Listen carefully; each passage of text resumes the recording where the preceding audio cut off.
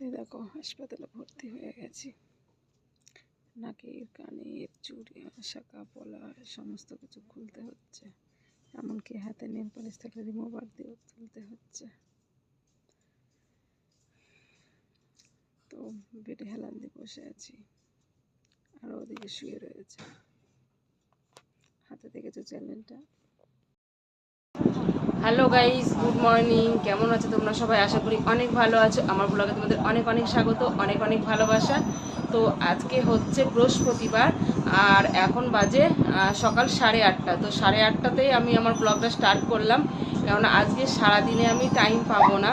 তো উঠেছি অনেক সকালে, কালকে রাতেরবেলা না, কালকে সন্ধ্যা রাতে আনারস খেয়েছিলাম। খেয়ে নিয়ে তারপর খাওয়া দাওয়া করে শুয়েছি। রাত যখন মানে 2টো বাজে, তখন হঠাৎ দেখছি আমার গা গুলাচ্ছে, কেমন মুখ দিয়ে জল উঠছে। কিন্তু যে গ্যাস ট্যাস হয়েছে তেমন কিছু না, মুখ দিয়ে দেখছি জল উঠছে। তো তারপর কি করব, বাইরে আর গেলাম না, কোনো গ্যাসের ট্যাবলেটও খেলাম না। নাকে একটা বালতি ছিল প্লাস্টিকের, সেই বালতিটা কাছে এনে রেখে কাত হয়ে শুয়ে পড়লাম, যে যদি বমি টমি হয় বালতির মধ্যে করবো। কিন্তু বমি হওয়ার মতো কোনো কিছু হচ্ছিল না, কিন্তু গপ গপ করে জল উঠছিল। তারপর যাই তো ঘুমিয়ে গেছি। 6টার সময় ঘুম ভাঙলো, উঠলাম। উঠে নিয়ে আগে টয়লেট গেলাম, টয়লেট গিয়ে তারপর ছাগলের ঘর তালা করলাম, ওদেরকে খেতে দিলাম, ওদের ঘর ঝাড় দিলাম, ঘর পরিষ্কার করলাম। তারপরে ব্রাশ করলাম, ব্রাশ করে ঘরে আসলাম। ঘরে এসে চা করলাম, চা খেয়ে নিয়ে ভাত করলাম, তরকারি করলাম, আলু পেঁপে তরকারি করলাম, করে নিয়ে খাওয়া দাওয়া করলাম। তারপরে তার আগে ঘর ঝাড় দিলাম, দিয়ে তারপর শ্যাম্পু করে স্নান করে এই দেখো প্রায় রেডি হয়ে গেছি। আর বারবার গেটটা খুলে রাখছে, আর ছাগল আসছে আর আমাকে কি গেটটা দিতে হচ্ছে। তো কালকে রাত্রে তেল দিয়েছিলাম, শ্যাম্পু করে স্নান করলাম। আজকে যাচ্ছি এখন হসপিটালে, কলকাতা। তো ওই দেখো আমার ব্যাগ গুছানো হয়ে গেছে, ব্যাগের মধ্যে নাইটি ফাইটি, তারপর ওর একটা হাফ প্যান্ট লুঙ্গি, জামা নিইনি, গেঞ্জি নিয়েছি। তারপরে একটা গামছা, বিছানার চাদর, আমার 2টো নাইটি, তো এগুলো নিয়ে আমি গুছিয়ে নিয়েছি। ওট ওট চা খেয়ে দেখো, আমার মেয়ে দেখো শুয়েই রয়েছে। দেখো, ওট মা, মুখটা ধুয়ে নে, আমি যাওয়ার আগে আগে মুখটা ধুয়ে চাটা খেয়ে নে। তো সারাদিনে আমি আর ব্লগ দিতে পারবো না, তো ভিতরে ঢুকে গেলে টাকাটা রেখে দিবি, ব্যাগ কিনতে হবে না। তো গুছানো হয়ে গেছে, আমার সাথে চুলটা বাঁধবো, চুলটা ভিজা চুল বলে খুলে রেখে ফ্যানের তলায় শুকাচ্ছি। তো জানি না মানে ওখানে গিয়ে কি হবে না হবে। তো ওই জন্য ব্যাগটা গুছিয়ে নিলাম। অপারেশন আজকে ভর্তি হব, কালকে অপারেশন, তারপরের দিন ছুটি দেবে বলেছে, এখন জানি না কতটা কি হবে। তো তোমরা প্লিজ আমায় সাপোর্ট করো, সঙ্গে থেকো।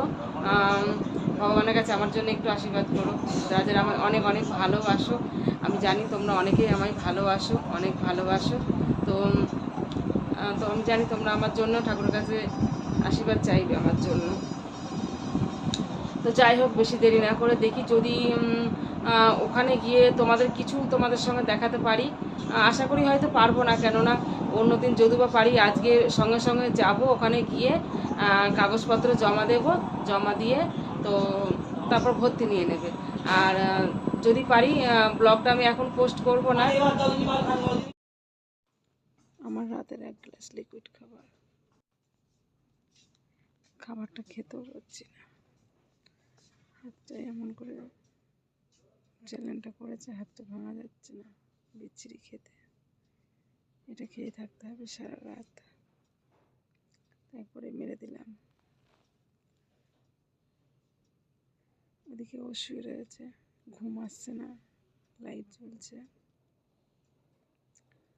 আজকের মতো ওখানেই শেষ।